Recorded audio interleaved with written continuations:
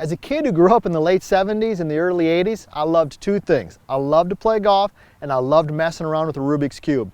Believe it or not, there's a lot of similarities between those two games.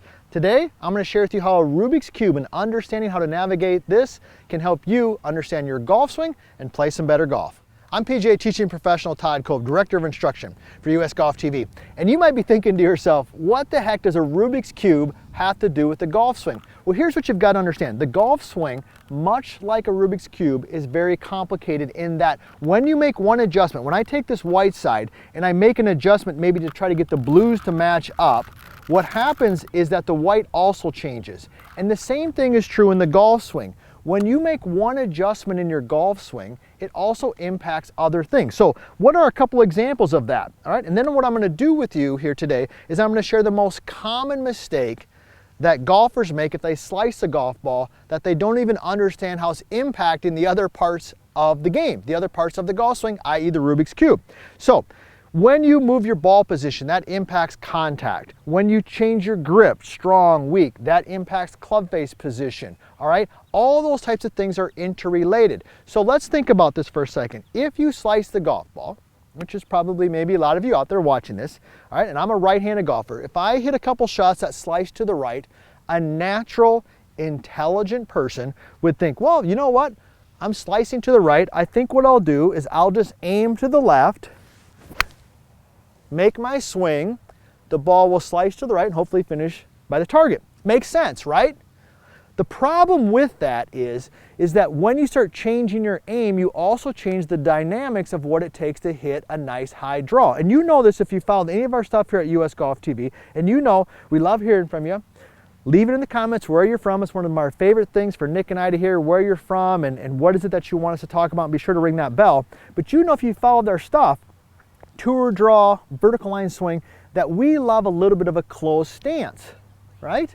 Why do we like a closed stance for golfers who slice? Because when I close the stance, when I shift the baseline to the right for a right-handed golfer, it makes it easier for me to swing the club to the inside. So what we're teaching you there, and what I want you to take away, a big part of this lesson, is understanding that when you make one adjustment, there are 2, 3, 4 other things that it can also impact, i.e. just like the Rubik's Cube, like we're talking about, right? So what should we be doing if we're slicing the golf ball? Well, first of all, I don't want you aiming to the left.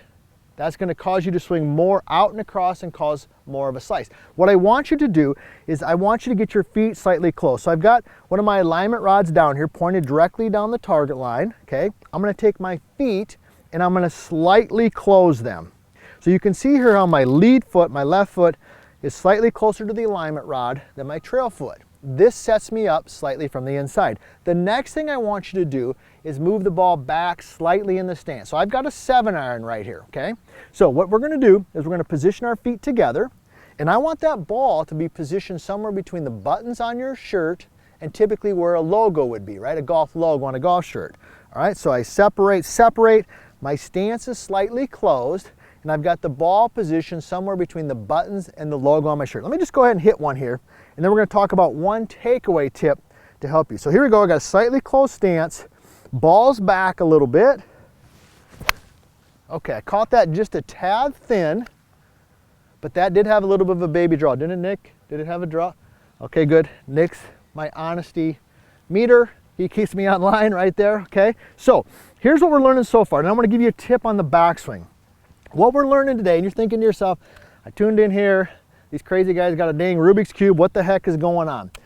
What I want you to understand is that when you make one adjustment, grip, aim, ball position, it also impacts other parts of the golf swing, and you have to have a good pathway to navigate that. That's hopefully why you come to us here at US Golf TV. We can navigate that Rubik's Cube for you. We can kind of navigate that path, all right? So what about the takeaway? What's a tip I can do in the takeaway? Well, I know this. Typically, if people are hitting a slice high to the right for a right-handed golfer at impact, their club face is probably slightly open. Not all the time, but usually, right? So we've talked about aim with the feet. We've talked about ball position. What I want you to focus on the takeaway is when you take that club back, I want the club face right here. Nick will kind of zoom in on it for you right there.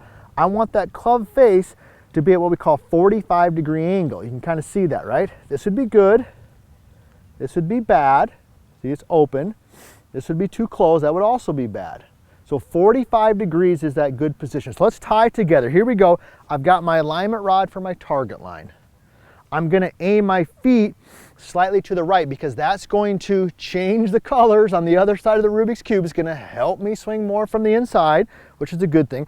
I've got the ball positioned better, right? And I'm going to get the club face at a 45-degree angle. Here we go. Oh yeah. Nice high draw. Golf, it's a great game. Rubik's Cube, it's kind of a fun game. The analogy, the understanding of those two and how one thing can impact another is an important part of your journey to understanding golf and understanding your golf swing.